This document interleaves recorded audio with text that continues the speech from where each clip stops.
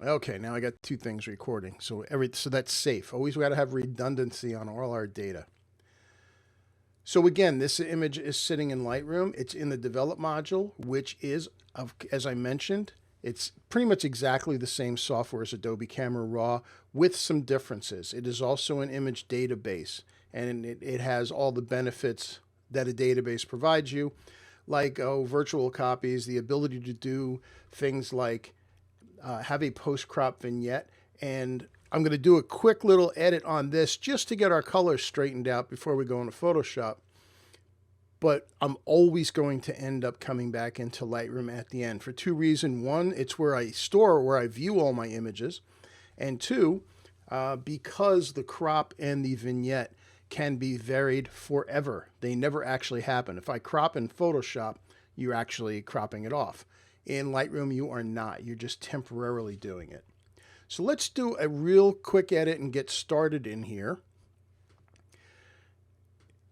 before we take it into Photoshop. And after we do our basics here, we're going to take a look and just have a quick discussion about what do we need to do to make this a better image. First of all, the white balance in this image is off. So let's fix it. Oh, let me close this panel here. So look at the white balance and it says as shot. Well, the as shot was a fail. Like this was shot a while ago. Let me see what camera this was. If I hit the I button in Lightroom, it'll tell me, oh, this was my first Sony. This is an A7R. So this is a bit ago. And it's on auto white balance and it completely failed. So we just go to daylight and now all of a sudden the color is better. It's washed out, but the color is at least in the ballpark. So let's go ahead and do the things first that Lightroom does real well. I'm going to add some vibrance. I'm going to add some saturation because it was a bright sunny day, and I know that this building over here, this is Gloucester Harbor, by the way, in Boston, north of Boston. And do I want to do any of the presence sharpening stuff? No, not yet. We'll save all that for the end. The shadows are a little dark. And what else? I think down over here is a little bit too flat too. So I'm going to hit M for a gradient. And I'm going to drag down from the top. This is all Lightroom stuff we covered last week. And I'm going to add some saturation to this area. And that looks pretty good. Especially when you consider, if I hit the backslash key, you can see, that's the previous edit here. Here's one of the things I like, virtual copy. Command or Control apostrophe creates a virtual copy. What does that mean? It's just another copy of the thumbnail. It's not even copying the file. But when I mention cropping and vignette, which is going to be something I'm going to do at the end of every photo, if I hit the crop tool, which is this thing right here, and decide, oh, I want to crop it here, don't worry about the boat because that boat is the reason we're going into Photoshop because it's got to go. But let's say I want my frame to be something like that. And I also want a vignette around the edge, which is under Effects. And I'm going to add, -12 is my default vignette. And let's say that's how I wanted the image to be shaped. And again, by the way, when you look at the vignette, this little button will turn this box temporarily on and off. If I turn it off, now you can see what the vignette's doing. Now the beauty is, let's say I have to get this framed in a standard frame size. Well, I just cropped it. I didn't pick a frame size. So let's go to a crop and hit crop again. And there's the thing that we had previously cropped. It's not actually cropping. The beauty of cropping and vignetting in Lightroom is it doesn't actually get built into the file until you export it. It means you send it out to a JPEG, you send it into Photoshop, or you send it out to your printer. Until then, you can undo everything you've done to that file. And by the way, these are raw files. You cannot actually edit a raw file. When you edit a raw file in software, it's going to first convert it to a bitmap in Photoshop. In Lightroom, you're just editing the thumbnail. You're not actually editing the image, and all the changes you make get built in when you actually send it out. But if I go to crop and look at the tool here, I can decide, well, there's a certain shape I want. I hate 8x10s. I keep saying that. There's an 8x10. How dreadful a shape is an 8x10? especially since our cameras don't shoot 8x10 or 4x5. They're 8x12s. Why isn't that not an option? So I'm going to make it an option. I'm going to hit on Enter Custom and make it to 12 by 8. At least that's the entire shape of the image that we're capturing. So let's say something like that. And yes, you can buy frames that are 8x12 now. However, what's really cool, I just recropped into a new shape. The vignette, if I turn it on and off again, look, it's still there. What does that mean? It followed the image. It follows the crop. That's why it's called a post-crop vignette. And I mentioned these virtual copies. If I make another virtual copy and hit crop, and let's say I decide, well, I want it to be a 16 by 9. So not 16 by 9. Let's do this. I'm going to make it a legal size, 14 by 8.5, which is a standard print size. And a lot of printers will print on legal size paper. So let's say that's the shape I wanted. Great shape, by the way. And again, if I turn the vignette on and off, notice it's still right back where we left it. Even if I create another one and hit crop, and then this time I'm going to drag it, I'm going to make it a vertical. Let's say I want this to be my image. I don't, but let's say I did. Turn the vignette on and off, and look, the vignette followed the vertical crop. That is the beauty of saving your cropping and your vignetting to the end when you bring your image back into Lightroom. But this image has more problems besides what we started with. Here's our original one. Compositionally, I want it to be more about this building with all the buoys on it, and maybe these two boats. This boat here, one, it's not particularly attractive, and two, it's too big. It's too dominant in the scene, and I don't want it to be about this, so I need to get rid of it. Also, if I get rid of it, we'll have something in place that is sometimes called the rule of odds. And what that means is we have an odd number rather than an even number of things to look at. In this case, it will be this little dinghy, one, the building, and the fishing boat. We'll get rid of this.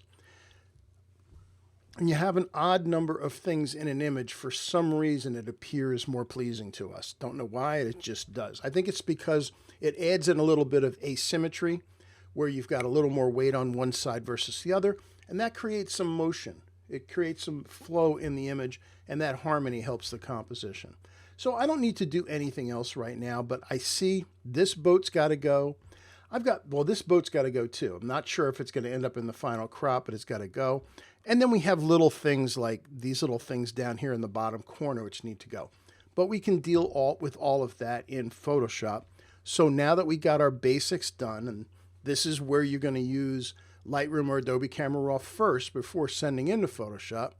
Now we can send it into Photoshop. So we go to Photo, Edit in Photoshop, or Command or Control E.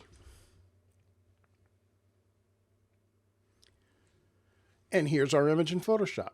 Great. So, first thing you do before you do anything in Photoshop, if you look over here at the Layers panel, all that's there is the background, and it has a lock on it because Adobe's basically telling you really shouldn't be messing with the background layer. So we're gonna leave it alone in case we ever need to repair something or get back to that background. So the first thing you should do, as a matter of workflow, is Command or Control J, which will duplicate this layer to a new layer. You can type that in, or you can click on the little thumbnail picture and drag it to the box with the plus in it, which will do the same thing. It's easier.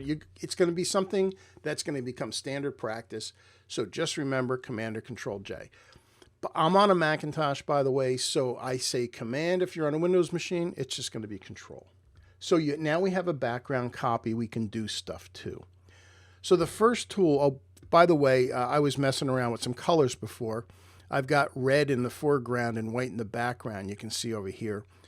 To get back to black and white, just hit the D key, the letter D on your keyboard. That means default, and it will set it back to black and white.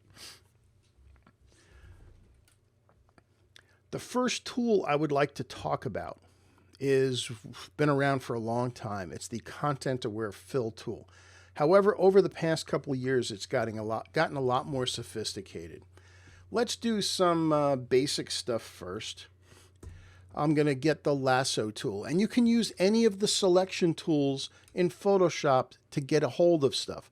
I can use the lasso tool. I can use a rectangle. If I click on the rectangle, there's an ellipse. I can use that. I can use the magic wand, anything you can select with, and we'll go over various selection things through the course of the next 2 nights. But I'm going to use the lasso tool. Fortunately, in Photoshop, most of the tools, the keyboard shortcut is just the first letter in the name of the tool. There are some exceptions, but most of them do that. So L is the lasso, and you just click and drag. So I'm going to click and drag around this thing.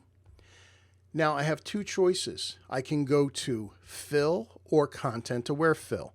If you got something really basic that doesn't have a lot of busyness around it, just hit fill, and you'll see in contents you have options, and you're going to want content aware, 100%, normal, etc. Just hit OK, and Photoshop will do its thing, and it's gone, and it does a beautiful job of it. We'll also get rid of this thing. I already know we're going to edit this out, but we'll put it in anyway. Now, you might have noticed that fill has a keyboard shortcut. It is Shift F5. Depending on your keyboard, if you have function keys, it might be Function Shift F5. On my big keyboard, it's Function Shift F5, which just is a keyboard shortcut to fill, so you don't have to go looking for it. Hit OK, and that's gone. Let's try something a little heavier duty.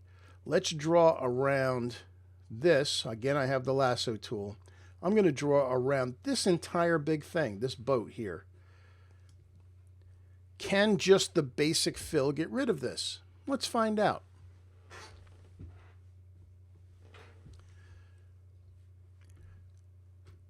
So I'll go to Edit Fill, and let's see if Content Aware, just the basic one, can get rid of that boat and put water back in. And in this case, it actually did. However, let's see. I'm going to undo that. Command or Control Z. Let's go to Content Aware Fill so you can see what the bigger menu system adds. And what this does is it paints in green all of the areas that it will consider when it's going to resample. And you can see it left out most of the boat. Well, we wouldn't want the boat over here anyway. So you can also tell it, I don't want you to sample from places. So I can just paint over top. I don't want it sampling from over here. That wouldn't make sense. I don't want it to use the top of the boat or this one, for example. And I don't want the reflection of it either. And when you do this, then what happens over in this window is the software shows you here's going to be the result. And if you're happy with it, you can just say apply or OK. And Photoshop does its thing. Did a little bit better job than just the standard fill because we limited where the software could select from. Now I'm going to hold down the space bar, which gives me the hand, and I want to move this part into the center of the screen and zoom in a little bit. And I want to see if there's any issues where it failed. And you can see there are a little bit here. You see the blurriness right here? So we're going to need to fix that because a lot of times when you do this content aware fill stuff, it's not perfect. So you're going to have to go in after the fact and make it perfect. And what we're going to do to that is use the stamp tool, this thing right here, also known as the cloning brush. Now, first thing is you want to size the brush. And I could come up to the menu and adjust the size here, but you really can't see what it is you're doing. You'd have to go back and forth. That's not particularly helpful. Yes, I know, I didn't sample it yet. Oh, by the way, notice that it created a new layer when we did this. So that's important to know because it's not going to necessarily sample from where I want. So now that I've got this and I'm happy with the job it did, I'm going to click on the background copy and background copy 2, which is the content aware fill part, and I'm going to merge those layers, which is Command or Control E, just so that we're dealing with one place now. So with the stamp tool, how do you guys adjust the size of the stamp tool? For those that are used to it, a lot of people use the brackets. You can use the left and right bracket, right bracket for bigger, left bracket for smaller, and then you come up to the top here to adjust the opacity. I'm going to show you a faster way. On a Mac, it's Control Alt. Hold them both down. On a Windows machine, it's Control right click. And just click and drag. And if you drag left and right, that makes the brush bigger and smaller. If you drag up and down, that makes the edge hardness greater or less. What just happened? Recording in progress. Whoop.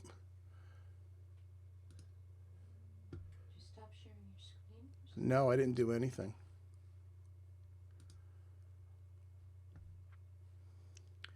All right, I'm back. Just give me a thumbs up. Can you see me again? For some reason, everything just... Your screen is not on. It's not on. Okay, unmute. It says you've started sharing your screen, but it's blank. Okay. Just tell everybody in the chat There, that okay. it's back. Okay. All right. Okay. Just give me a thumbs up. You can see my screen again. Okay. For some reason it went haywire for a second there. That's odd. Okay, what we're saying, the brush. So let's get back to the stamp tool. So the stamp tool, Control Alt left and right, and up and down will change the hardness. If I want to change the opacity, you can see up top that my opacity is set for 80%. Well, I don't want it to be 80%. I want it to be 100% for now. I can come up here and drag this over, or I can use the keyboard. So for example, if I want 50%, I can just type 5 on my keyboard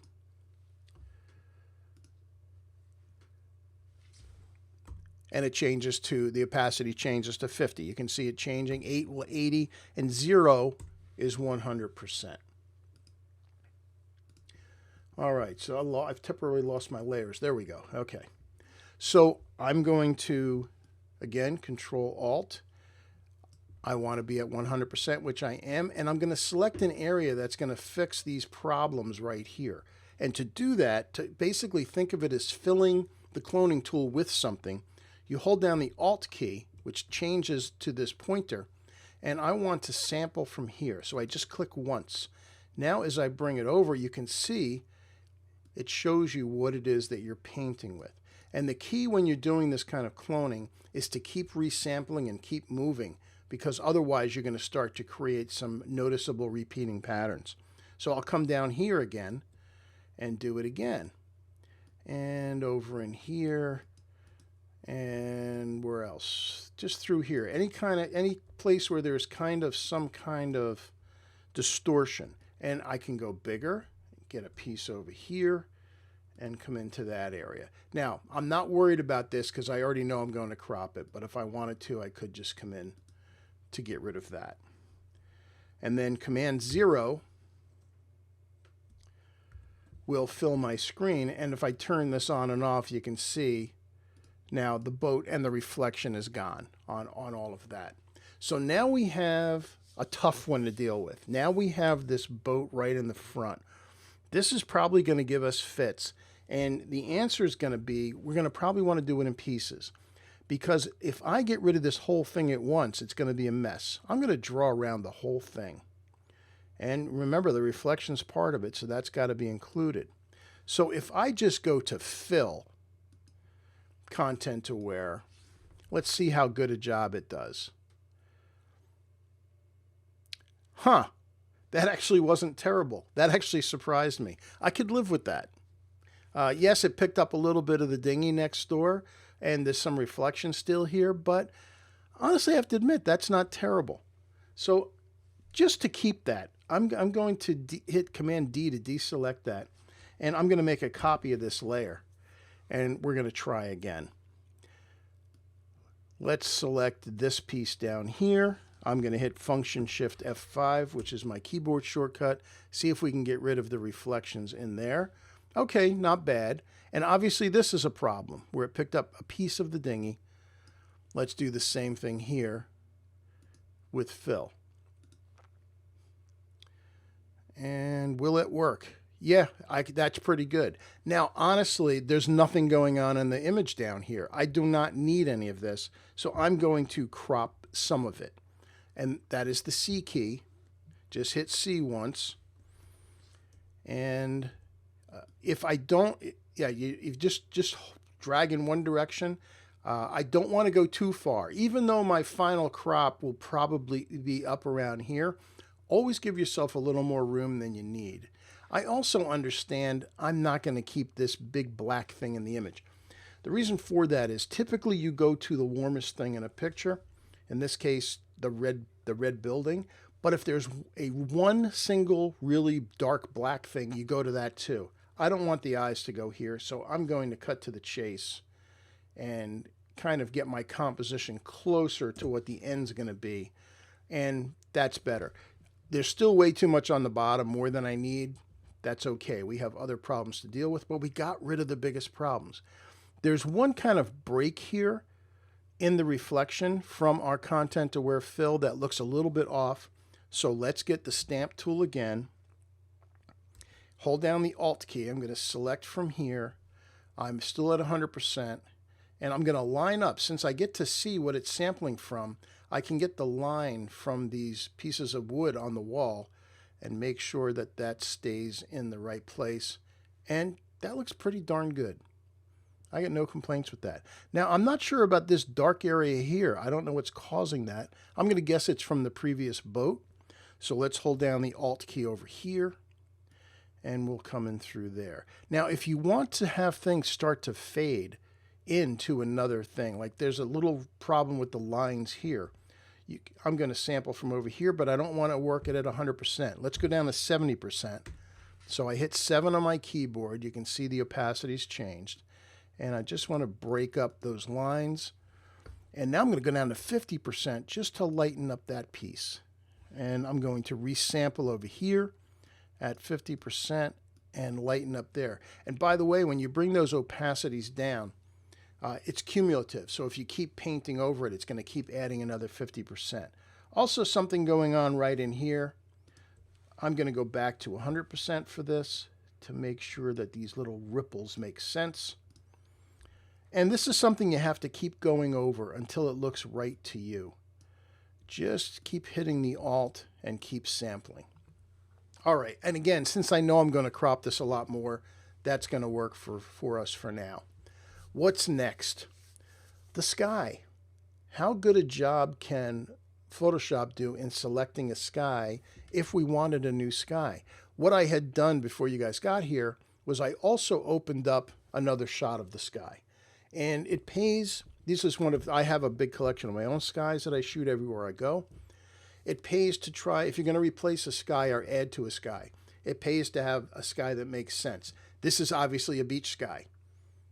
You don't want to try to put a beach sky in the Rocky Mountains. It never looks right because the clouds are the wrong type. So I know a beach sky is going to work here. But first I have to get to the sky. Now Photoshop has 2 ways to do this. One is if I go to select, I can tell it will just get the sky for me. And let's see how good a job it does of this. And that's pretty good. Although there's a bit of a fail here at the same time. Look at the mast on these boats. It included them in the sky, and that's going to be a problem if we want to composite a new sky into there. So let's deselect that. And let's see if Photoshop can actually replace the sky completely. And that's under Edit. And we can go to Sky Replacement. And it has a bunch of skies in its system. For some reason, it can't wait. It has to put some sky in that you last used, and that makes no sense at all. So let's click on our skies. And we want blue skies. It was a sunny day. Oh, let's pick something like this. And does that work? Kind of, sort of. I don't really like it. Let's scroll down. Let's see if we can find something that looks like it was maybe at a beach. And you don't get a lot of choices. And if you can add your own, that's kind of weird. Yeah, I don't like any of these. So you can add your own. If I scroll down, I think I have some I added in here. No, not in this computer. I haven't done it on this one yet. So what's the answer? The answer is we need to put it in ourselves. So we're going to undo that whole thing. We're going to cancel it. And we're going to select the sky on our own. To do that, we're going to use the magic wand. Now, the magic wand has some important settings up here. The sample size, 3x3 is a good place to be. Tolerance, the default is 32. Let's start with that. Then there's alias, anti-alias, and contiguous. So what contiguous means is, if we check that, if I select here, let's zoom in on this spot. If I select in here, it's not going to select in here because it's not contiguous. They're not touching each other. There's this block of this spar coming up. Anti-alias will soften interfaces on edges. However, we have a lot of fine lines here. So if we come over, say, to these posts here, if I have anti-alias on, there's a good chance it's going to lose a lot of it. So in this case, we actually need to have anti-alias off. Most of the times you're going to want to have it on. This is one of those cases where you don't want it. So let's just see what the 32, we got non-contiguous, non-anti-alias selection does, selecting that. And it did a pretty good job. Did it pick up these lines here? No, it didn't. And these ones that are pure white, it kind of missed those as well. But there's another way to fix that, which we'll do after the fact. The rest of the sky did a pretty good job. So I'm going to save this selection. And you do that under Select, Save Selection. Why? Because we're going to want to get to this. I'm going to call it Sky 1 and hit OK. Now we can also turn down the tolerance. So let's hit Command D.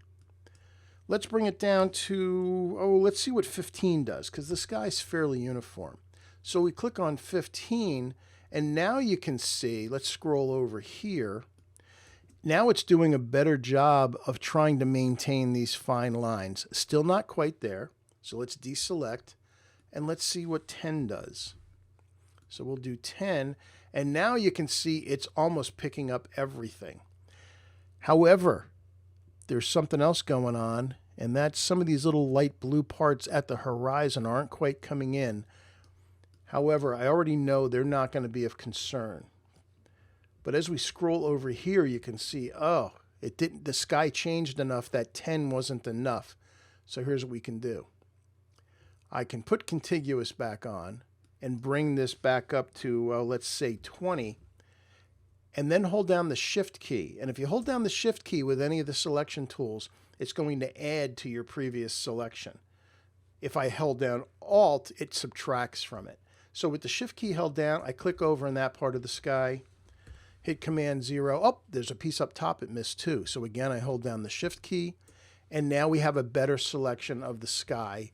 So let's save that under Select, Save Selection, and we'll call this one Sky 2. Well, that's lovely. We have where the sky is going to be selected, but we don't have to sky for it. So let's deselect that, and let's go over to our other shot. I just had this in Lightroom. I just asked it to open up in Photoshop. So I'm going to get the marquee tool, this thing right here, and drag, basically just select the entire sky and copy it. And it's the same as in a word processor. It's Command C, Command V. There's Command C or Control C. Now it's sitting on the clipboard. So now I can go back to my image, and I'm going to select my Sky 2 again. So now I tell it to load selection and click on channel, and there's Sky 2 that we had saved before. Good. Now keep in mind that the sky that I just copied is sitting on the clipboard waiting for us. So what I'm going to do is go to Edit, Paste Special, Paste Into. Now, if you've copied something onto the clipboard and Paste Into is grayed out, that means you're probably on the wrong layer, or it's a layer that's not visible. So for example, if I turn off or hide this layer here, I don't want to because I want to keep that one. Let's say that one. And this is the one I'm going to use. If I try to paste special now, notice paste into is missing because the layer I have selected is not live. So you got to make sure the layer you're working on is live. So now when I go to paste special, paste into, it's going to paste into that sky. Excuse me. Now our sky is bigger and it's also in the wrong place. So we need to move it. Let's hit the Z key, which is the magnifying glass, and hold down Alt. That turns it into a minus, so we have a little bit of room. And with the sky selected, you can see the sky is right there. We're going to use the Move tool, which is this one right here. One of the few tools that does not use the first letter. It uses V because M is for marquee. Use the Move tool, and then I can drag this thing where I want. However, what an easier way to do this might be is to use the Transform tool, which is Edit, Free Transform. That one right there. That shows us where the entire sky is in the frame. So now, while that's live, I can just move this thing around and decide, all right, what part of this sky do I actually want in the image? I kind of like, no, it's kind of busy. I kind of like that, but here's the other cool thing about skies. You can resize them. If you want it to be bigger, because they're kind of nebulous anyway. Yeah, it doesn't look right up top. And down there, actually I kind of like that. I kind of like the little cloudier look to it, but I'm going to show you something else cool. Nope, we're not going to do that. We'll save that for another lesson. Let's do that. And you're going to be saying, but Joe, there's a problem still. And yeah, there is. Let's look at the interface. It's not terrible. I mean, we're looking at this at 250%. I hold down the space bar and drag. There's a chance that some of the places, like inside the tree here, remember it didn't capture all of the ones. Yeah, you can see it right here a little bit. Didn't do a perfect job of capturing it. How do we fix that? Well, here's the thing. When you put a new sky in, it picks the entire sky all the way down to the horizon. But when you're looking at a real sky, as you get closer to the horizon, it starts to fade. And we don't have that. Look right next to the layer. You see this black thing here. If I hold down the Alt key and click on it, it shows us there's our mask. There's the sky mask we just pasted into. Yet, it's having the sky come in at 100% all the way down to the tree line, when it should really be fading. So I'm going to get a brush, which is the B key, and I'm going to work it, let's say 30%. So I just type in 3. And I'm going to paint with black on the mask, right at this interface, right along like this. And what that's going to do is have it fade a little bit in. Now I'm going to make a smaller brush, and I'm going to go over it again a little bit right near the horizon here. That might have been that was a little too much. Let's bring it down to, because again, this is cumulative. Let's go to 20%. And I'm going to, again, go right to the edges. And I'm going to paint around the edges. And what this is going to allow the sky to do is gradually fade in. So now let's click on the sky again. And now when we zoom in, now you can see you can't even tell. If I turn the old sky on and off, because now it is fading in and out to the old sky. And if we look at it at 100%, you can't see it anymore. So now we have our new sky there. Not too shabby. Anything else I want to do here? I think we want to move on. We've already been on this image for a while. Let's do something else. But again, somebody asked earlier, why were you in Lightroom? Because I want to do my final crop and vignette. Oh, let me do sharpening. Let's do sharpening. I do like to do sharpening in Photoshop when I'm in Photoshop. So let's do that first. However, before I do the sharpening, I need to create something called a flattened version of this. If I know I'm done with the image, I can just flatten it. But just in case, I'm going to hold off. This is a handy tool to have, handy to know about. These little 3 lines at the right-hand corner of the layers menu palette are called the layers menu. And if you click on there, you get all of these different layer options. And the one we want is merge visible. However, we need to hold down the Alt key when we choose it, because if I just choose merge visible, look, it flattens the image. All of my other layers are gone. So I'm going to undo that. And now I'm going to go to merge visible, but before I click on it, I'm going to hold on the Alt key. And if I do that, notice it creates a new layer, but it's everything that we've done to the image so far. And there's a good reason for this, because I want to do sharpening. So let's go to Filter, sharpen, and this is my favorite sharpen for landscape photography, and that's Smart Sharpen. And if I click in this box, I'm going to come up to the buoys on the side of the building so I can see what's going on. And if you click on and off as you move, you'll see the sharpening effect. So I want to sharpen it even more. And the cool thing about Smart Sharpen is you can choose these really high percentages, but as long as your radius is under 1 pixel, you don't even see it. It just creates a very nice, tight sharpening. If I had this way high, you can see you get that kind of crunchy old H-style HDR look. But if I keep it down, even higher, in this case, even 2 pixels is okay. You get to see a preview in this window of the sharpening, and actually that is really nice for this image. So I'm going to hit OK on that one. Here's the however. If we look up in the sky, can you see, I don't know if you guys can see it on Zoom, but tell me, do you see green in here? You see sort of a texture in here now? Up in here. Now we're looking at this thing at 300%, so that's not particularly fair. If we look at it at 100%, it's barely noticeable, but there is a little bit of texture in the sky because we sharpened something that has no edges. That's the problem.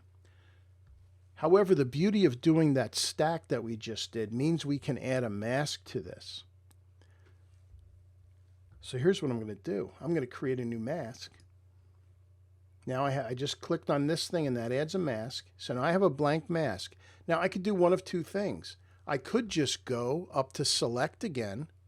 If you remember, we saved that Sky 2 under here. Channel Sky 2. Hit OK. There's our sky. If I click in the mask, notice I have black in the foreground right now. If I hit Alt Delete or Alt Backspace, it fills that selection with black. However, if I Alt click on the mask, you can see, well, I just masked out the stuff that I wanted to get rid of. That was actually what, oh, there's actually a spot here. And there's a spot here. That means there's something that went transparent in the mask, which is kind of cool to know. I'm going to deselect. And it's not something that's really going to matter, but if I get a brush and put white in the foreground, I can paint over these spots because a mask is just another layer, which means there's probably those same spots here in reverse. Oh, no, there's one right there. So now I need black. And you'd probably never see it, but now they're gone. So what we just did was that. I'm just showing you, this is called a quick mask. And there's our foreground mask. So here's our screen. Here's our mask if I hit Alt. So by filling the sky that we had previously selected with black, this is how masks work. So what a mask is, anything that's white, whatever's on that layer will show through. But if there's anything that's black on there, it blocks it. So now what's happening is we just sharpened this entire layer, but we stopped the sharpening from going into the sky. So if I zoom in 100%, let's go to 300% on that sky, and other than getting actual, that's 400%. Even at 300%, it disappears. Certainly at 100%, it is complete. Their sharpening is completely gone from the sky. So I'm happy with this. I don't see any reason to revisit this. So I'm going to flatten the image. And I'm going to save it. So it's just Command or Control S. And the beauty of, since I brought this image in from Lightroom in the first place, if I tab back over to Lightroom,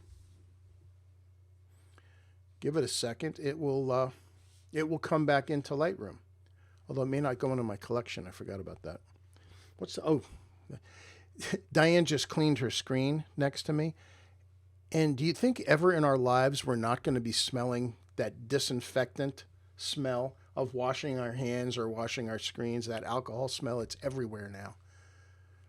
So let me go back into my library here and find my edited image. Had to be dumped in here somewhere. Oh, I had so many of them here I was playing with. Oh, here it is. Nope, that's a different sky. You know what? I'm going to rename it because I lost lock there for when I was smelling the disinfectant. So I'm going to do save as. And I'm just going to call it edit 2. And hit save. And you can see down the bottom. Oh, I might not have never actually hit save. So it is saving down the bottom. And since I got rid of all the layers, it will not be that big a file. Any questions, by the way? Oh, I lost my chat room when everything. No, we were messing around with a delay issue, but I think I fixed that. Okay. There was somebody who asked about the Control-Alt key. Control-Alt, okay. Like what it was. Oh, the Control-Alt was to change the size of the brush or the stamp tool. So if I get the stamp tool, hold down Control-Alt. Let me fill it with 100%. If I click and drag, if I drag it left and right, it makes the brush bigger or smaller. So you're holding Control. I'm holding down, Alt. Control and Alt at the same time. Oh, new keyboards, it might be Option for you instead of Alt. So whatever you either have an Option or an Alt key, usually. But you're holding them both. Holding them both down, click, and if you drag up and down, that changes the edge hardness. And that tool, by the way, works with the regular brush tool as well. Same thing. Not just the cloning tool, but the regular brush does the same thing. All right, so back over into Lightroom. Ah, there it is. So here's our image. Let's do the final stuff. So I'm going to get the crop tool. What size? Oh, I decided I liked the legal size. So let's make it a 14 by 8.5. There's too much on the right. I want a little less water. And yeah, I think that looks better, and I'll add my vignette. In fact, the brightness looks a little off too. Let's make it a little brighter and a little more saturated. That's better. Now, are there other things that I would do in this image? Yeah, I'm sure you're tired of looking at the same image. I don't like the color of the water. Let's fix that as long as we're here. I can't just leave it go. So let's go to HSL, click on hue. I think the water's too cyan. So let's click on that, click in the water and push it up, which will add blue into it.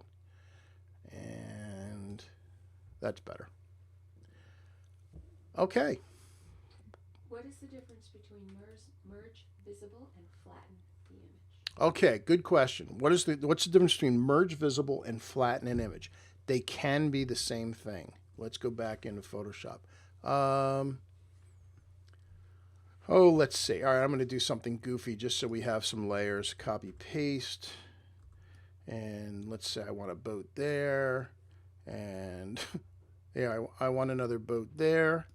Okay, and I want a copy of the dinghy. Whoops. Copy of the dinghy, copy, paste. Oops. And I want another dinghy over, just so you can see there's stuff here. So this is what we've got on different layers. So if I hit merge visible, it's going to flatten them. Oops, cancel that. If I do flatten, it's going to flatten them. However, let's say I have layers that are not visible. Let's say, or I do that. That's the only thing I wanted there.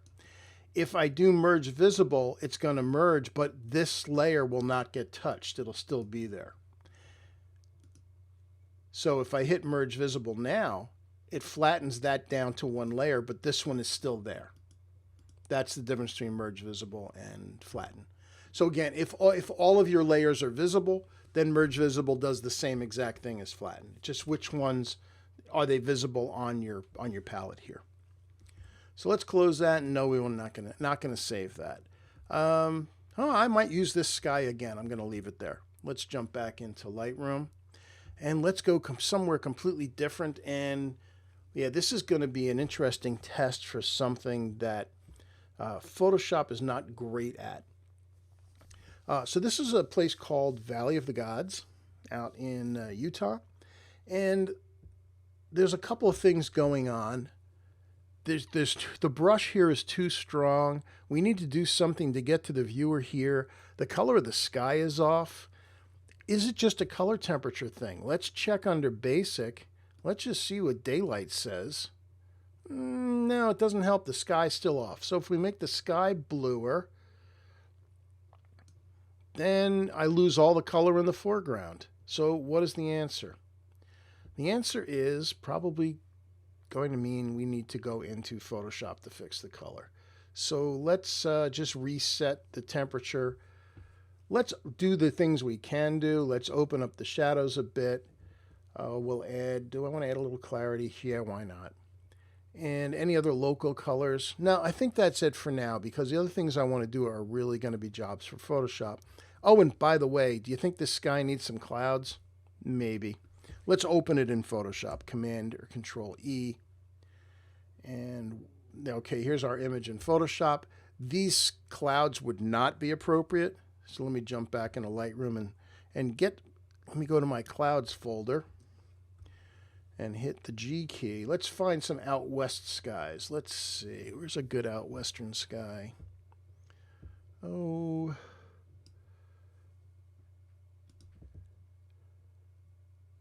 I could live with that. Let's do that one. Command E for that. We'll open that in Photoshop as well. Okay, so back to our image here. There's color and perspective issues here. But again, notice we still have this locked background layer. Let's Command J that to put it on a new layer. So I don't like the sky color. We need to fix that. But the foreground color is not too bad, but it's still not exactly where I want. This is something that Photoshop is much better at than Lightroom is, and that's using the color balance adjustments. Now I could first, and I should first, just select the sky. So let's go to Select Sky. And this is a pretty simple sky request. There's not a bunch of trees on the horizon, so that's fine. So I can have it, I'm going to save the selection and just call it sky, because if we're going to replace the sky later, I'm going to need to get back to that. But what I want to do is I'm going to introduce you into adjustment layers, which are down at the bottom of the layer panel, and they're signified by the little half white, half black ball. And what we're going to do is go to color balance, because the color of the sky is off. So let's zoom in. Let's zoom in a bit more here. And now we can see the interface between the sky and the mountain. So I'm going to add a bunch of red, bunch of cyan, bunch of red, bunch of cyan, less red, less cyan. They both look bad, but does one look a little better? Strangely enough, I think it needs a little red, because as soon as we go over to cyan, it starts getting a little green. Let's add a little bit of red into it. Then we'll do the same thing, magenta green. Magenta green needs a little magenta. Now this is just color, it's not about saturation yet. Blue, yellow, obviously needs some blue. All right, so we're making progress here. Now let's go to highlights and do the same thing. A little bit of red, a little bit of cyan. Actually, now it needs a little cyan in the bright highlights, just a little bit. Magenta green, well, needs a little magenta. And then yellow blue, ooh, needs lots of blue. Now the sky's starting to look like a sky. And now let's do shadows. Doesn't look like there's shadows there, but there are. Cyan, magenta, ooh, the shadows need some cyan.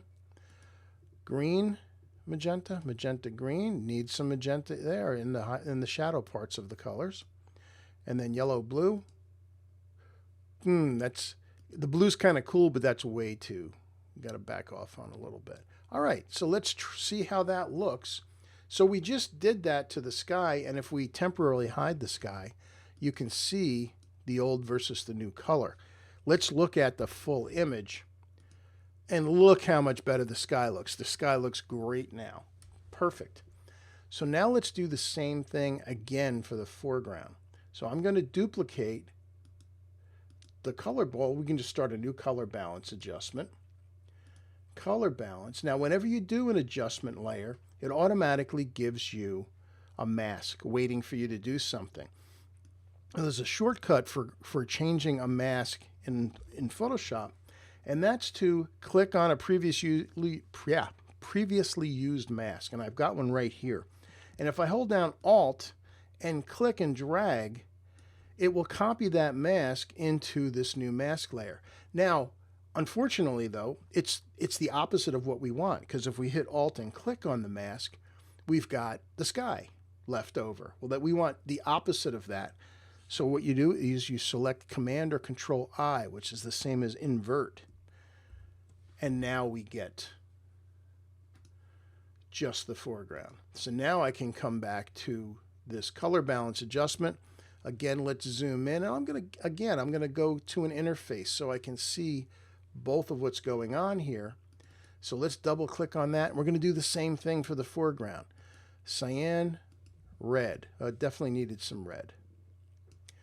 Magenta, green. Strangely enough, so one of them looks better than the other, and green looks better. So that means it needs a little green. Yellow, blue. Oh, definitely blue. And then we'll do the same thing once again for highlights. So what's cool about this procedure here is that a lot of times you're going to run up against an image that you know the color's off, but you can't figure out what's off on it. This procedure will allow you to fix the color in pretty much any image you're going to ever come across. There might be an occasional exception. Magenta, green. Needs some green.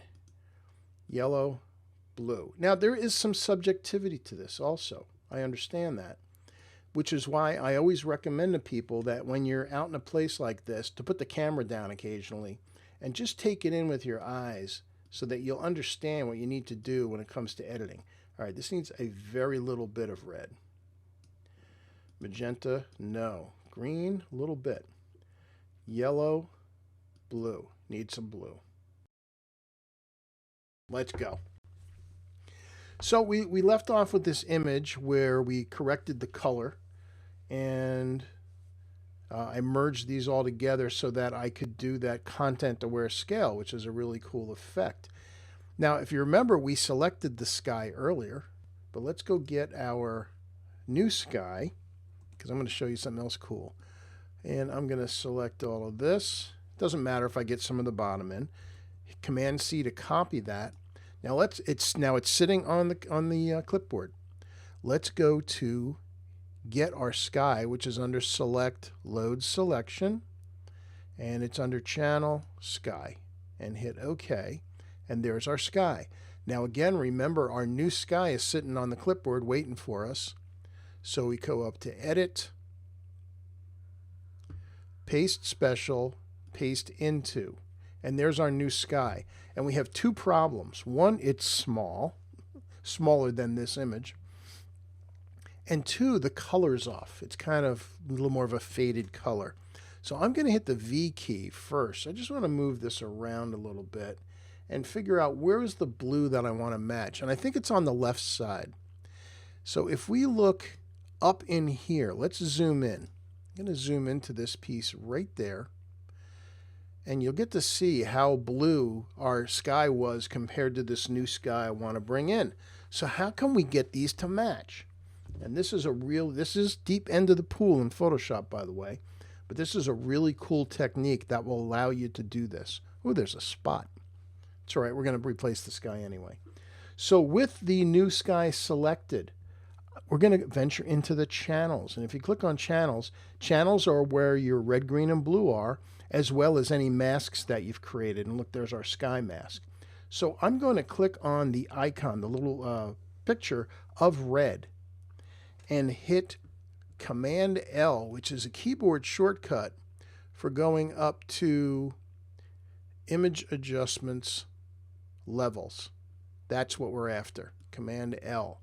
And I'm going to take the dialog box and put it in between this interface. Now this particular color isn't very different, so I'm going to get the middle slider and go back and forth until those are pretty much matching right above where it says levels. And in this case, I didn't need to adjust the red, so let's go on to green. Now we've got a little more of an adjustment. Let's hit Command L again, middle slider, and again I'm looking right here at this interface until the one on the right matches the one on the left. And what I find helps for me is I'll squint at the screen so it kind of blurs together, and when I can't see it anymore, that means it's gone. And I'll hit OK on that. and then blue. Blue is the one that's way off. That's the problem. So Command L, and I will bring this over, and this one's way off, way over here, right about there, and hit OK. Now if I go back and I click back on our RGB icon, look at that. The blues match now. Command 0 to fill our screen. Now our new sky has the same tone of blue as our old sky. So I'm going to use the magnifier, the zoom tool, hold down the Alt key to minus it because I need to adjust this. So let's go back to our layers, and we're going to use that free transform tool again, which again is Command T right there. So I'm going to drag it to the right and to the left. So now it fills the sky. And now I've got all this sky, I can decide, well, which piece of it do I want? Do I want lots of clouds? Do I want less clouds? Well, I think I kind of like that. Yeah, I like that.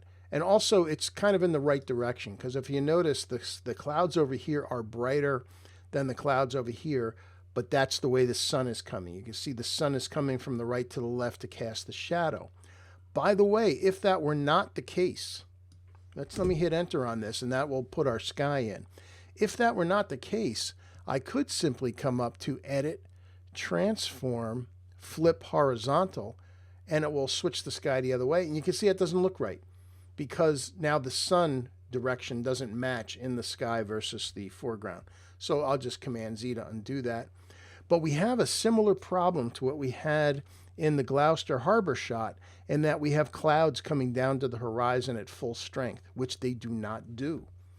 Rather than use a brush now, we're going to use a different tool. We're going to use a gradient. So I am going to click on the mask here. In fact, I'm going to hold down the Alt key and click on the mask so you can see what the mask is. And we're going to put a gradient on here to give it a nice fade from the old to the new. Gradient is G. It's also this thing right here, but G is something you're going to use, the gradient tool. And if you click up top here, this is where all the options are. If you've never used this before, there's a good chance it's going to be usually set for this one. What we want is this one, the black to the checkerboard, which means black, or foreground to transparent. By the way, if white were in the foreground here, this would show as white. If I hit X, that will switch black and white. Whoops, brought up my color checker. If I hit X, that switches these two, and now you can see my gradient would be white. But I want a black gradient, and I'm going to start about here, and I'm going to click and drag. And if I want it to be straight up and down, I just hold down the Shift key, and that keeps it straight up and down. And look what it just did. It just created a straight gradient on that horizon. And now when we come in here, you can see it's not quite as dense as it was, but I still don't think it's enough. So I'm going to hit the G key again, even right while we're on here, as long as I select the mask. And I'm going to, again, come up a little higher this time. And there we go. Now you could see the clouds at the horizon starting to fade a little bit. And I think we're in pretty good shape. But wait, you want to see one more thing, don't you?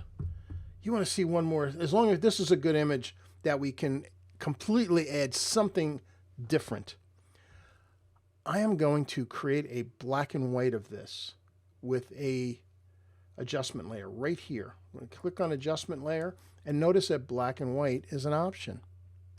Now the default black and white's pretty boring, but if we click on the defaults, you get all these filters as if you were using a black and white filter.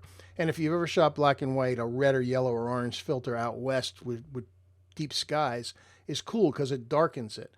Still not enough. So we have this finger with the adjustment. Let's see, I'm looking out at the audience. None of you look like 20-year-olds, so you probably all remember the fickle finger of fate. Doesn't that look just like it right there? So I'm going to click on that and click in the sky. And as I drag left and right, it knows the color underneath. So I can darken up that sky as if I had a deeper filter on there. And the foreground, maybe I want this to be a little darker too. This particular orange probably. And good. So I just added a black and white layer on top of that. However, I don't want it to be a black and white image, but I want to use the black and white layer as a tonal mask for the image underneath. So what we're going to do is change, we're going to venture into blending modes for the first time. And blending modes are these things. And I'll show you an explanation of these in a second, so just go with me on this. But I'm going to scroll down to luminosity. And now look, see, I turn it on and off. Look at the difference. But I don't want it at 100%. I'm going to bring it way down, maybe, 48% is good. And now look what that black and white did over top, how it changed the luminosity of the foreground to the background. The sky just got a little darker, the foreground just got a little bit lighter. And as I'm looking at it, I think I want saturation a little bit more over the entire thing. So I'm going to go to use saturation and bring the saturation up, and that looks awesome. So look at the difference between those two. There's our black and white change to luminosity, and there's our saturation increase. And we just started with that and turned it to there. It just has a lot more pop and life to it. Now, as I had mentioned earlier, I thought this bush was too big, but that's okay because I want to deal with that in Lightroom. So let's go ahead and save this. Don't need the layers anymore. Again, since I'm running low on memory, I'm just going to flatten the image. Yes, we don't need the layers. We're not using anymore. So now we have that, and I will save it. And you can see that already saved. That was nice and quick. And here it is in Lightroom waiting for us. Now I can do my final crop. So let's go to the Develop module and our crop tool. Let's see, what does this need? You think this will look good as the legal size? Let's see.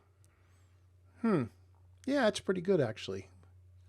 Maybe I don't need quite so much sky because it is about the foreground, and I think about like that. I wanted to get rid of some of this brush over there. Also, my formation on the distant back happens to be on my golden ratio grid.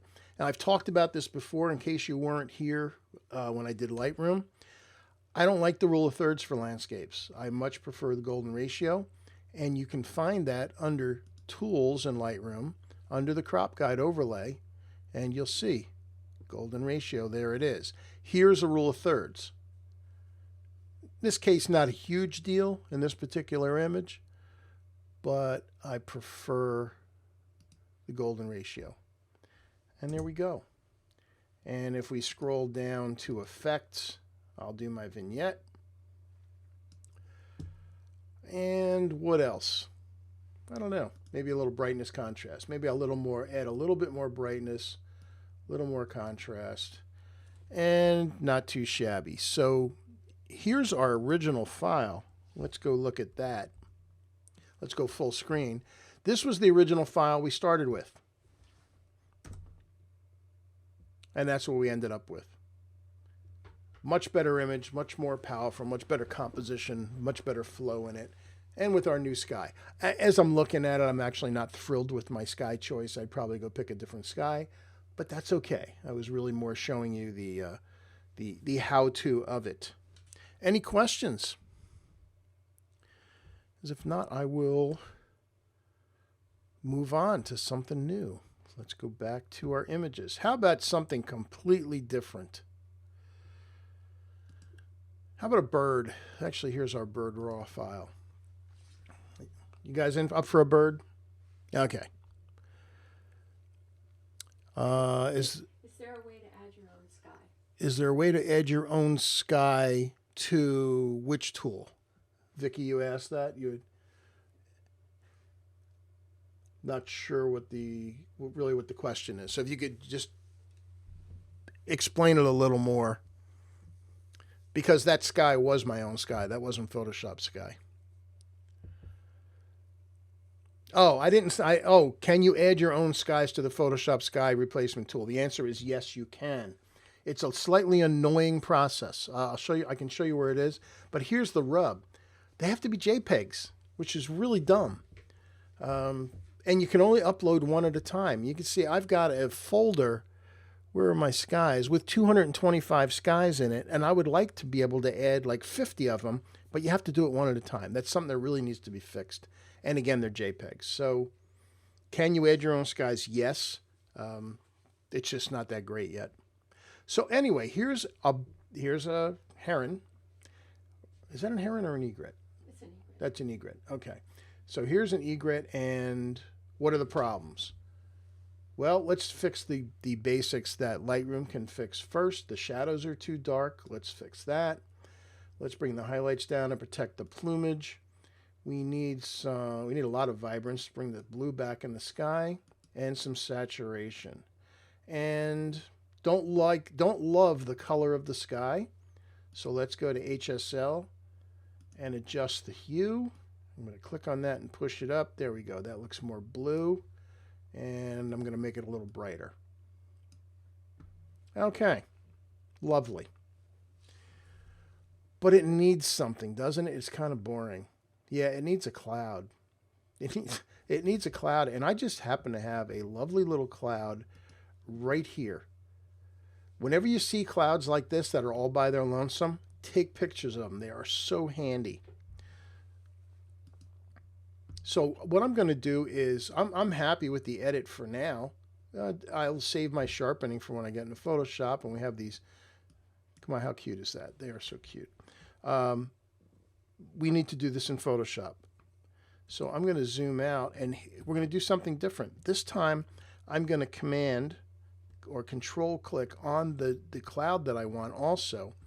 And rather than say open up in Photoshop, we're going to go to edit in, not Photoshop, but open as layers in Photoshop. And that will take the two of them and open them together in the same file. Now they're different shapes, so that's why this happens, and that's okay. In fact, I'll put the clouds on the top. There's our clouds. Let's just hide that for a time. All right, so we have our bird waiting for a sky. How do we select this kind of sky? This is a bear because look at this. Look at that. How are we going to ever select that? Well, let's see what Photoshop does if we ask it to select the sky. So we'll choose Select Sky.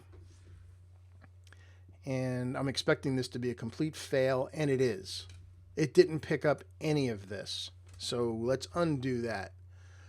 That's the problem, by the way, when you use the Photoshop automatic sky replacement, you don't have any control over that part of it. So it's going to do what it does. In fact, if we do one, let's do it. Let's do a sky replacement in Photoshop, and we'll pick these puffy white clouds. Hit OK. And it's not horrible, but you can see that obviously looks wrong, and it does look horrible back here. It just did not work. So the answer is no. So let's undo that. Let's select it ourselves. So let's get the magic wand. This is a pretty uniform sky. I don't want contiguous on, because do I want it to get down in here? Actually, it's probably not necessary, but anyway, we'll leave it off. I don't want anti-aliasing on, because there's no way it's going to pick up those fine feathers if anti-alias is on. So let's try a 15. Whoops, I hit 15 for my opacity. No. Let's get the magic wand, sorry. And let's try 15 in here, and let's click and see how good a job it does. All right, so hard to say. Let's zoom in real close and see. You know, that's pretty darn good. It's missing a little bit of the very tip, but other than that, that's pretty good. Missed a little bit in here, but guess what? There's a way to fix that too. It did a pretty good job down through here. Okay. I think we can live with that, and for some reason it picked up one little thing here. So I'm going to get the lasso tool, hold down the shift key, and draw around whatever this is to have it part of the sky as well. And you can see it went down in between the bushes. So let's, again, first, before you do anything with this, save it. So that'll be our sky. All right, so now on the other layer here, let's deselect that. let's bring up our sky layer, our cloud, and we can just select the whole thing. Just Command A and Command C, which copies it, and then we can hide it. It's sitting on the clipboard, even though we've hid the layer, it's live on the clipboard. So let's go back to our load selection, sky. And if we did this correctly, paste special paste into will show up. And I copied the wrong layer. Look what I did. You can see it in here. You can see it in the layers. When I did my sky, when I did this select all to copy the sky, I had the foreground chosen. That's why. Let's try that again. Command A, Command C, which is select all, copy. Now let's hide that and go back to here and select our sky. Load selection, sky. Okay, now let's try that again. Edit. Paste special, paste into. That looks so much better. Okay, so let's hit the V key to move this thing around and decide, well, where do we want the sky? Oh, and by the way, notice the new sky color temperature is slightly different. Actually, though, as I look at it, I think I like it better. What do you guys think? I think I like that color better. And here's the other thing. In this composition, am I going to need all this up here? No. There's way too much over the top of the bird. So let's put that there for now, and let's zoom in and see how good a job this thing did. And it's not perfect. You can see there's a problem right here, right on this back. And again, this is good because this is the kind of stuff you guys are going to run up against. Let's move it around a little bit. I can fix some of it by that. I can minimize the problems. Let's hit Command 0. Actually, I think I want it a little bigger. I'm going to hit T. I want to make that cloud a little bigger. And get it a little off-centered so it's not so... Yeah, so that looks a little more natural. And let's look, did I put it too close to the beak? It look like there's smoke coming out of the beak a little bit. Yeah, let's Command T that again. And I'm going to hold down the Shift key and stretch the clouds vertically. There we go. That fixed the problem. Now, I had mentioned about the sky color. I liked this one better than the previous. However, there's an advantage to doing this a different way. I'm going to move the sky over here for a minute, and we're going to do that same thing we did before with the before and after. I'm going to make the new sky match this color, and then we're going to fix it separately. And you'll see why in a second. So let's go into channels again. Get red. Command L, which is again our levels. Adjust so that right above the level thing, they match. So about right there for red. They don't have to be perfect. Command L for green. And if you think about it, this makes sense because if the red, green, and blue values match each other, then they have to be the same color. A little bit. Okay, this one was a pretty minor adjustment to get it. Let's hit OK. And now let's look at the interface. You can barely tell. And now let's move this back over to where we wanted it. So go back to our layers. And let's move this back. I think I decided something about like that. Okay, the reason I did that is because as great a selection as it was, when we look down in here, let's look at it at 100% to be fair. This is pretty good. It's not perfect over here, though. You can see there's pieces that it missed. So if I go to our mask, since I made the new sky and the old sky color the same, I can go to the mask, give myself a brush. And again, just to bring this up one more time, because this is important, on a Mac, Control-Alt, drag left and right for brush size, up and down for edge hardness. On a Windows machine, Control-Right click. So I'm going to paint on the mask in black, and what that's going to do is start hiding the new sky. But since we made the new sky and the old sky colors the same, it's just going to bring it back to where we were. So I'm going to work at 50%. So I just hit 5 on my keyboard, and I'm going to paint in here, which is going to start to bring back. Now, it's not completely in focus either. That even makes it worse. But we've got it back. And you can't even tell that I got rid of the new sky. How's this looking? Let's see. Let's paint over there. And you can see some of the very tips in here have come back. That's all that kind of got lost. That was actually a pretty good selection by the software. But not bad. That really looks good. Now the problem we have is this thing right here. So we're going to have to go in and fix that manually. Not even sure why that happened, but it just did when our mask was created. So there must have been a little bit of a shadow around the animal. So we're going to have to do that separately. I don't need this extra sky anymore. We can get rid of that. But I do need to composite these two.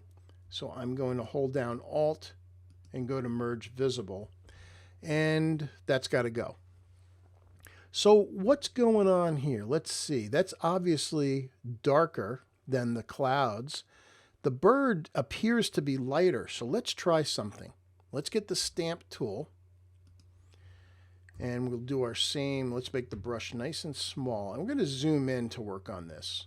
Let's get close. Let's zoom way in. There, we're at 400% here. So we get the stamp tool.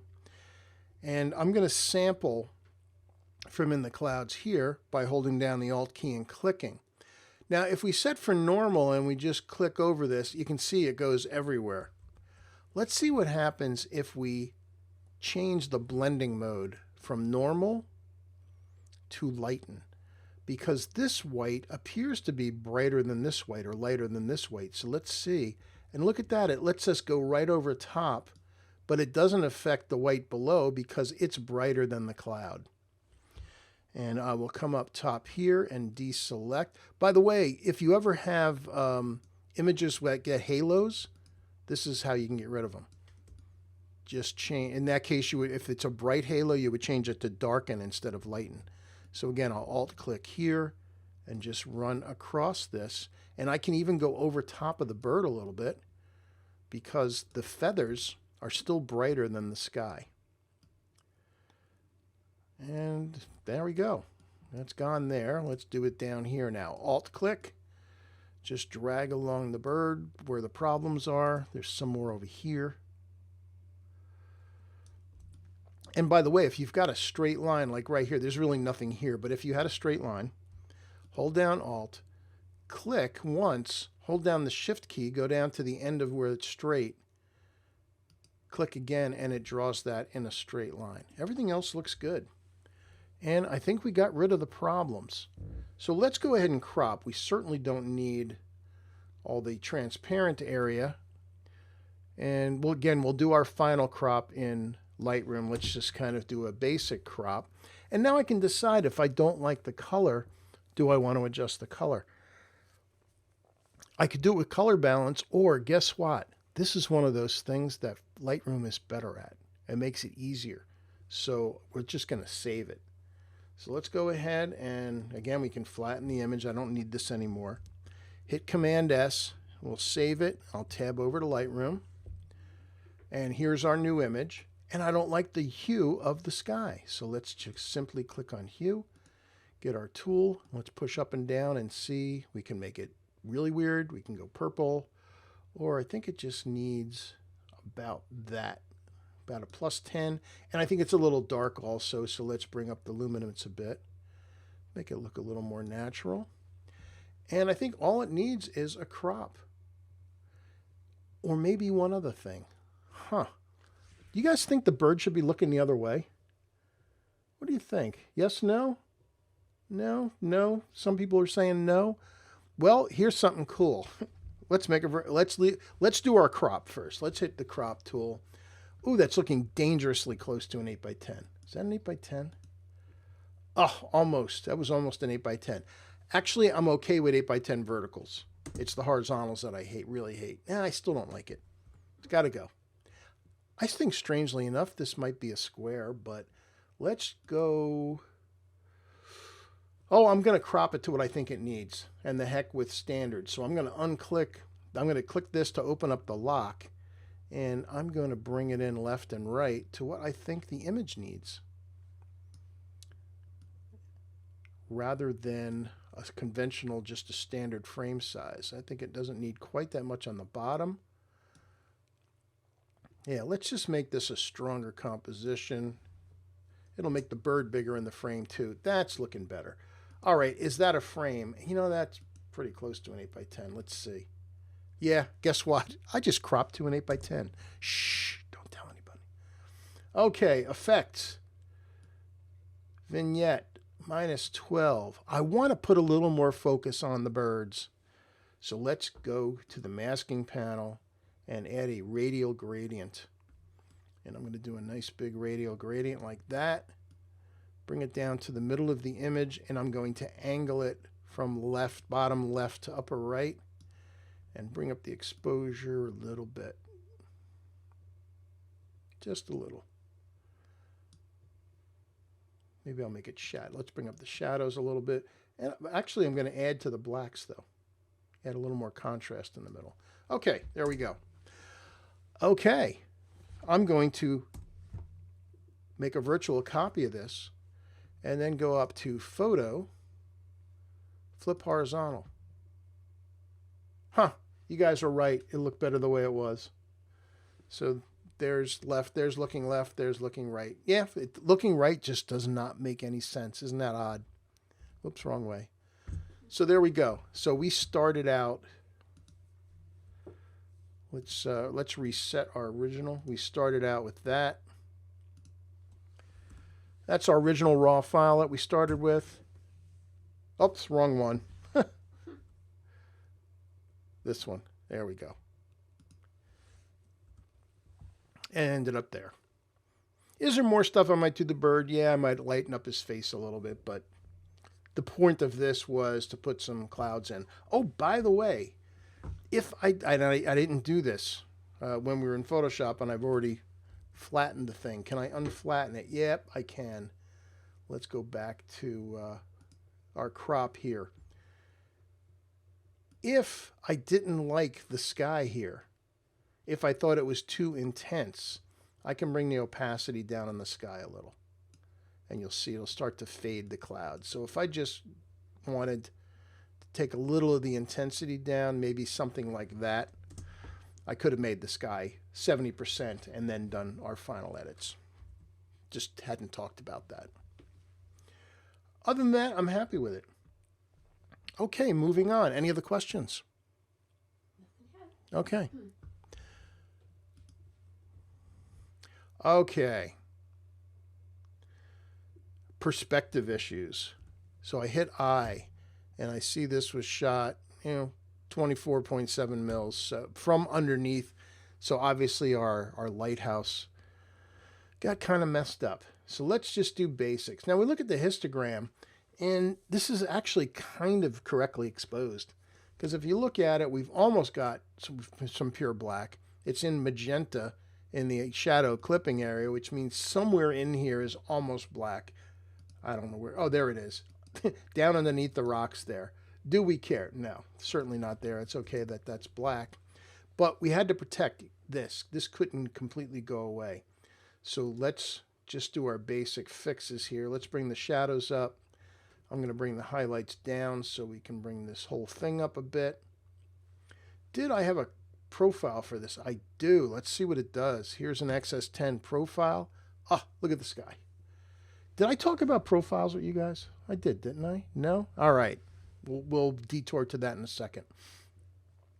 Let's add some vibrance, some saturation, and I need to lighten up the top left of the image. So M is our linear gradient, and I'm going to select this entire part of the sky, and we're going to bring that up by itself. Oh, that looks so much better. And hue of the sky, I'm still not completely thrilled with. So let's hit enter on that. We'll go to HSL one more time, go to hue, push it up a little bit. There we go. Okay. Well, that's lovely, but our lighthouse is tilted. Yeah, we've got this little bit of fence that'll get cropped out anyway. Can Lightroom fix this? Well, watch. If we go under transform, there is a vertical transformation here. But if we try to straighten the lighthouse, look how tall it gets, and it's more distorted on the top than it was before. Even though it did straighten out this post pretty much, the lighthouse on the top got more distorted. So probably not. Let's leave it. There's a better way to fix it. So let's send this into Photoshop. So Command E, and here we are in Photoshop. And again, first thing, Command J for a new background. What can we do in Photoshop that Lightroom can't do that's going to give us a lot more control? So first thing, we're going to bring up rulers, which is Command R. And I need some guidelines so I know exactly what straight up and down is. So I'm going to put one just to the left of the tower and one just to the right so I can at least see when I'm getting close.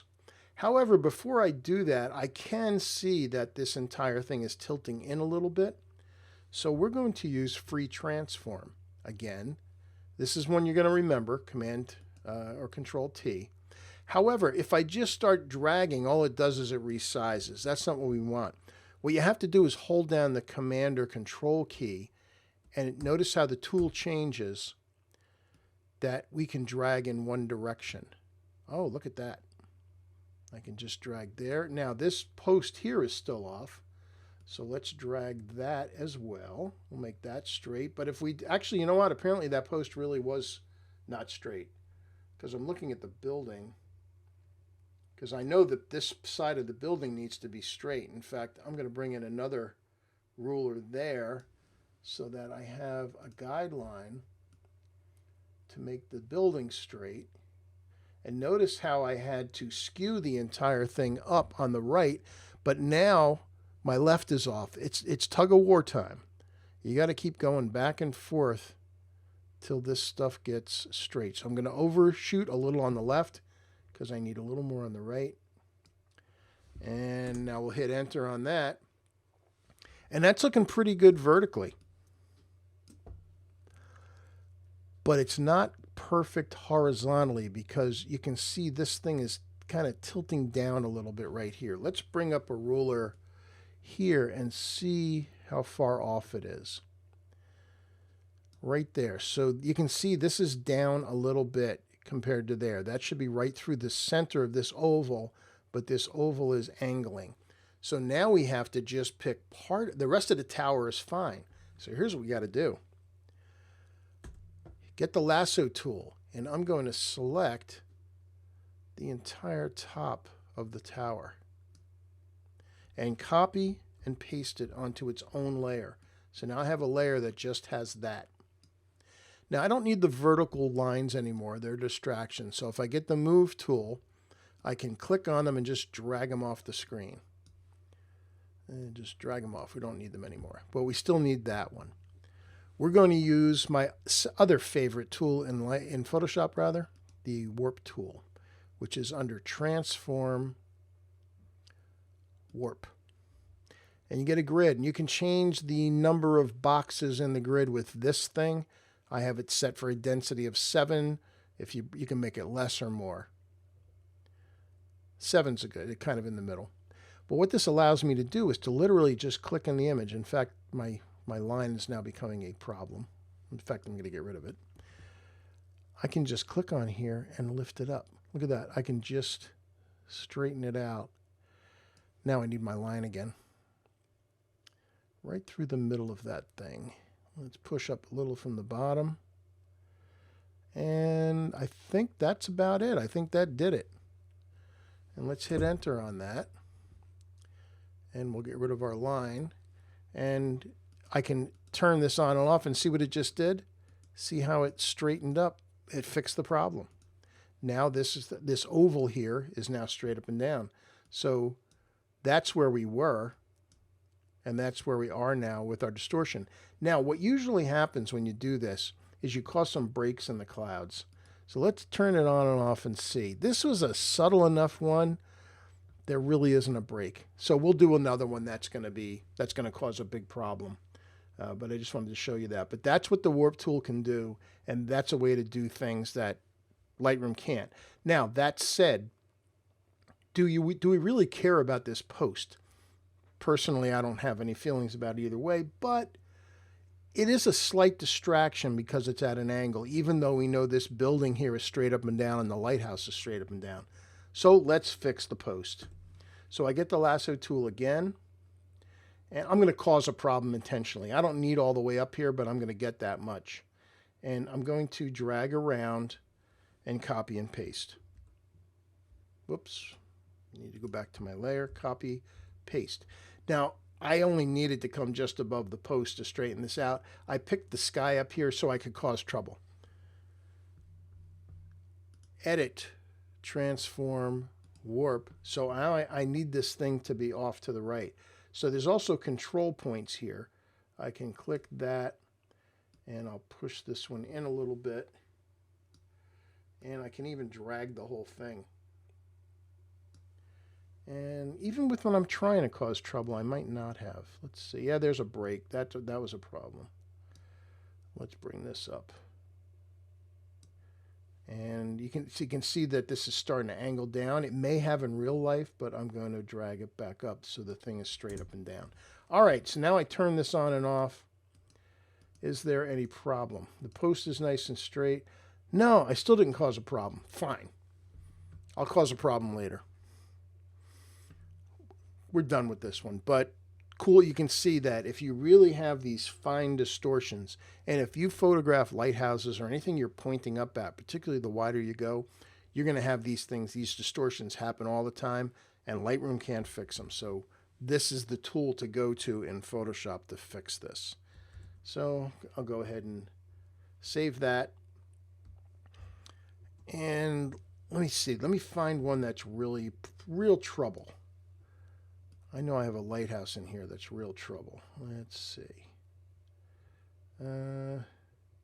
Oh, this one. No, there's no clouds behind it. Even when I'm looking for trouble, I can't find it. What's wrong with me?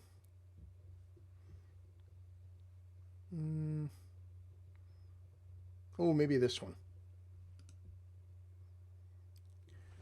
Yeah, this will cause trouble. Okay. Actually, if you Floridians, this is I'm not sure exactly where this is. It's near Canaveral somewhere. I can't remember the name of it. But we have a similar problem here. In this case, we have a problem where we're looking up at it so much, and I'm close enough to it that this thing is tilting up a little bit much. Could leave it alone, but I'm not going to. Let's bring up the shadows. And do I have a profile for this? No. We'll talk about profiles in a second. Let's add some saturation and vibrance. The color temperature is wrong. Daylight made it worse. It needs to be bluer. Let's add some clarity and some dehaze. Don't like the blue. Let's go to HSL. Make the blue bluer and a bit brighter. Okay, I can live with that. Okay, it looks pretty straight up and down. Let's send it into Photoshop. So Command E. This has a different problem. As I mentioned, it seems pretty straight. Let's bring up some rulers. We'll draw a line right through the lightning rod up at top. Actually, as I'm looking at it, yeah, it's not terrible. But let's see the bottom. Whoops. Let's see this walkway around here. That's got a slight tilt in it, I think. It's pretty minor. All right, I'm just going to bring this whole thing down. So I'm going to select the entire top. I can get rid of these guides. We'll just hide them. I'm going to select, we'll select this much. and copy and paste. So now I have that on its own layer. And what I want to do is I want to bring this down a little bit. So let's go to Edit, Transform, Warp. And it's this walkway. I want to bring it down. I want to flatten it out a bit. Whoops, I just bent it. Bring that down. Yeah, now we got it. I don't want to distort it, but I want to get it down a little bit. So let's bring that side down a little. And that side. And then after that's done, I'm going to hit enter on that. Then I'm going to hit free transform. Hold down the shift key to just drag it in one direction to put the height back into it. And hit enter. So here's our before and after. See how we stretched out the top? It's almost as if we were getting up taller to see it a little bit better. However, look what happened to the sky behind. That's the kind of mess I was trying to cause before. So how do we fix that? This looks much better. This is obviously a mess. So we've got our sky, our tower by itself. Let's create a mask. Get a brush. I'm going to make it about yo big and put black in, and I'm going to work it 50 or 60%. And then I'm just going to start painting around the edge. Actually, I'm going to go higher. Let's go to 80. And I'm just going to paint wherever I see what looks like a break in the clouds. And again, as I mentioned, it's cumulative, so you can keep going over it so you make it 100%. Some places it doesn't need 100%. And that looks pretty good. Let's turn it on and off. Do you see any clouds still? Yeah, a little bit up here. I'm just going to drag over top of that. And yeah, I can believe that. Right in here a bit. And I think that looks pretty good.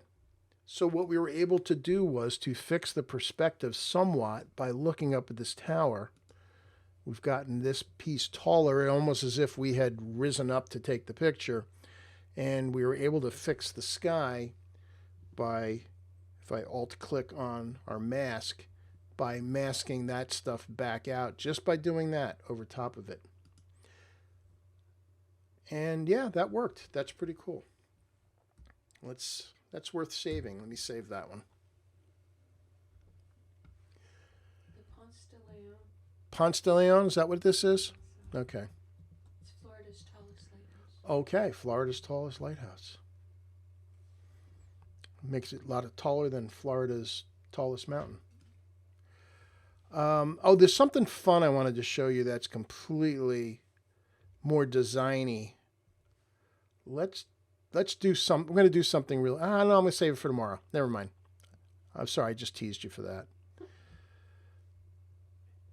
Yeah, well, tomorrow I want to do something with this image and turn it into something cool.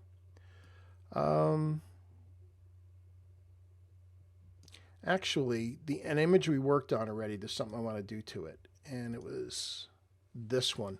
Just for giggles, I want to show you something else cool you can do that has to do with blending modes. So I had let's see, here's a brick wall.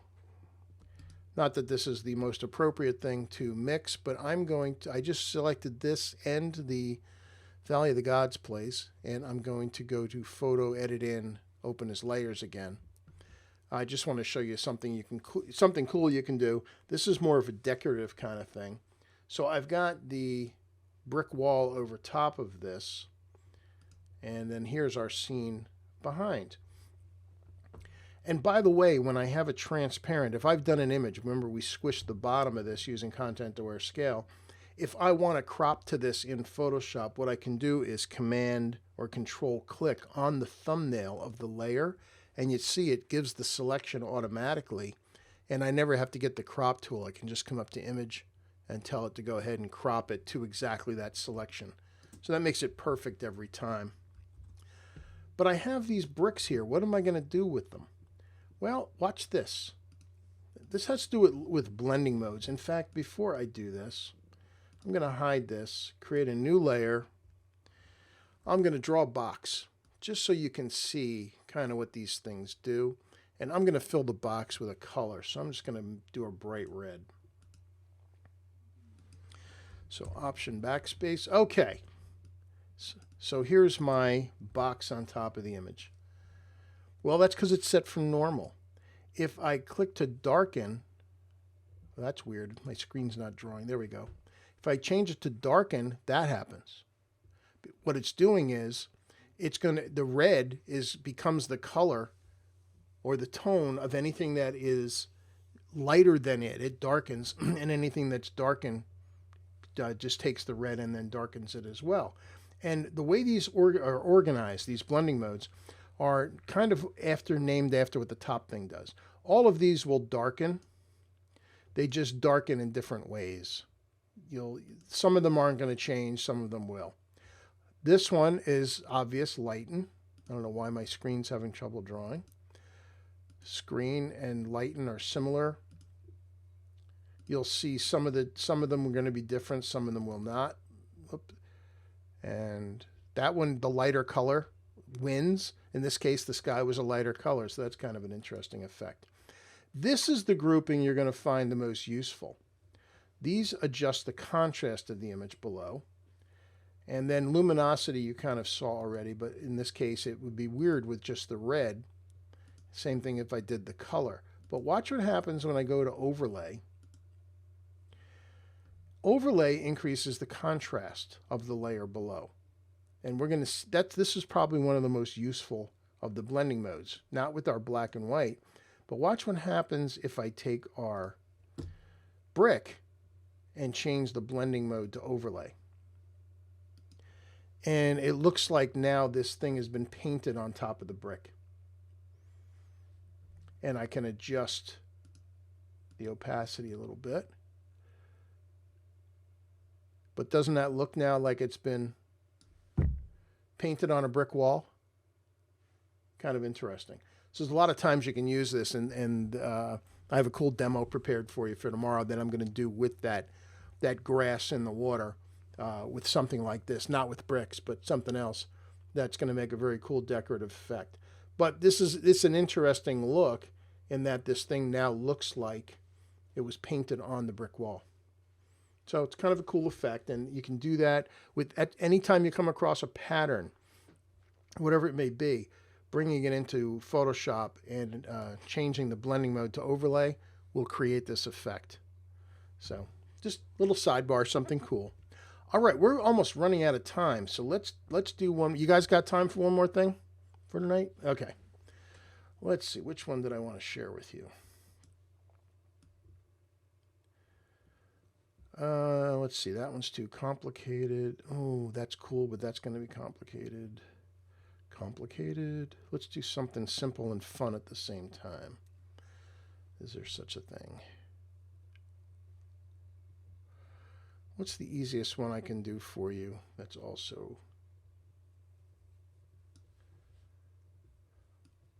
fun? Can you guys give me 10 minutes? Is that good? I can do this in 10 minutes. All right, 10 minutes. Set the timer. I am going to do something that's cool. I haven't done any of these through this entire thing. Okay. Here's a lovely scene out in Silverton, Colorado. And this is actually in Telluride, but similar time of year. And there's this open gap here. Wouldn't it be nice to have an old gas pump there? Maybe not, but we're going to put one. So I'm going to select both of them and go to Photo, Edit In, Open as Layers in Photoshop. We're going to open these two together and see what we can do to composite these. All right, so they're obviously different size. I'll put the gas pump on top. So what I need to do is I need to isolate the gas pump. So I'm just going to hide the background. How can I select this thing? I could use some of the selection tools, but Photoshop does have, like Lightroom does, it has a new subject select tool. Let's see if it can pull this off. So I go to Select, Subject. Does Photoshop know the post? Yes, it does. That's not terrible. Now it picked up this post as well, but that's okay. Let's get the lasso tool. And on the lasso tool, if I hold down the Alt key, notice it turns to a minus. So I'll just drag around this post. Don't need that. Now I need a little more for now. I may not end up needing this, but I'm going to just with the lasso, I'm minusing. I need to hit the plus key. And I'm going to pick up this shadow area. In fact, I'll pick up a little more. And the dirt just down to the bottom of there. And let's look in here on the handle. It missed here a little bit. So again, lasso tool. We don't need this part, so I can minus out in here. Although behind it's in the thing we're going to composite has it anyway. And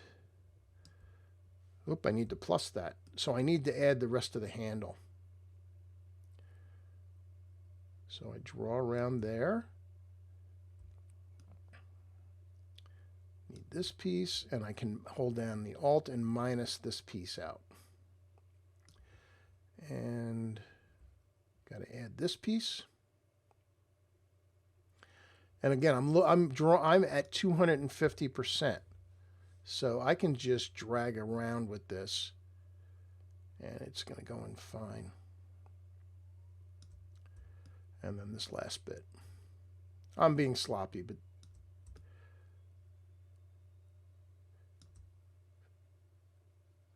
and I'll subtract this last bit here. Okay, that was probably unnecessary based on what we're going to paste it into, but now I've got that, so I'm just going to copy it, Command C, and I'm going to hide it and go back to here and hit Command V, which pastes it in. So let's get the V key, which is the move tool. I'm going to put it over here. And fortunately for us, it's even lit the right way because the sun's coming from right to left. You can see the shadows here on the posts, just how this thing is being done. It's a little too bright on this side, easy to fix. We need it to blend in better to the foreground. So we've got it sitting on this layer. Let's create a mask and let's get a brush. And I'll make it a little smaller. And I'm going to work it 80% because I want it to maybe make it look like there actually is some of this other stuff going on. A little bit of dirt sticking up where the thing's sticking in. And let's zoom in some more. Whoops, I didn't want to do that. Let's zoom in some more. Let's look at it at 100%. That's because that's going to be real. The shadow is actually a little bit too dark. So I'm going to get a brush again for our mask, work at about 40%. And let's just start to shape that back in.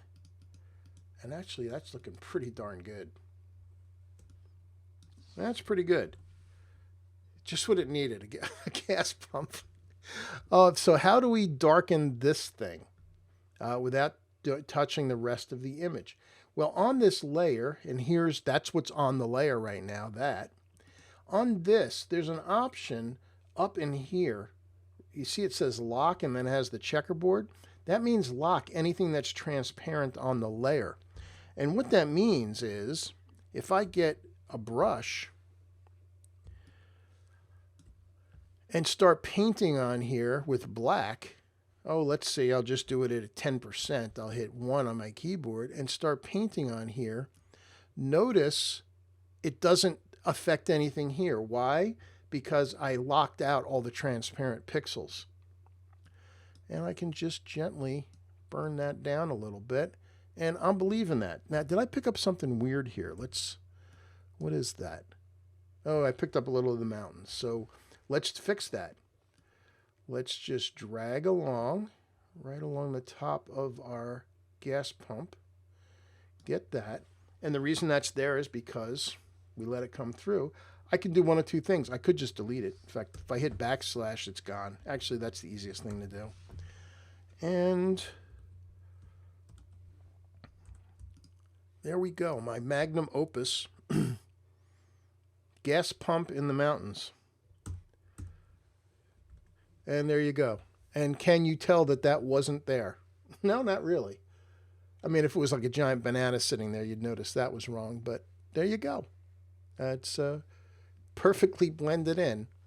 And strangely enough, this gas pump where it's sitting is, what would you say, Di, half an hour from here? Half hour, 40 minutes from here in a different town. That's worth saving, don't you think? Come on, you all want it. You want to put your orders in for this print? I'll make you prints. It's growing on me, actually. Actually, the cooler thing is I could continue to move it, and as long see the lock button in between the layer and the mask. That means that they are tied to each other. So I could scale this thing and move it, and it would move with it. But anyway, strangely enough, I kind of like this, so I'm going to save it. That's a keeper. I might have to make a print of this.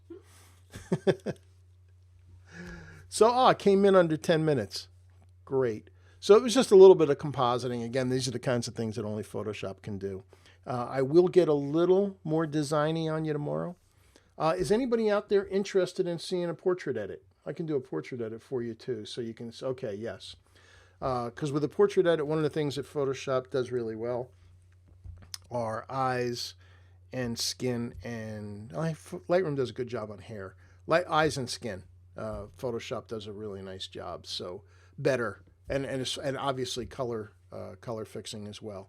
So we will tackle that tomorrow, and I only touched a pretty small fraction of the images, as you can see, of some of the images I had prepared for you. So we got plenty to do tomorrow. In fact, more than I can even fit in one day, but that's okay. It's always better to have more. So that's it. That's it for today. As Renee, you say you have to work late tomorrow, so yep, no worries. We'll get you the recording. And yeah, any other questions? No? No questions? Okay. Nobody has any questions. So we will call it a night, and I will see you guys tomorrow, either on time or late or whenever. So have yourself a good night, and hope you saw some cool stuff that you can put to use, and we'll pick up again tomorrow and do more. So until then, sweet dreams. See you tomorrow.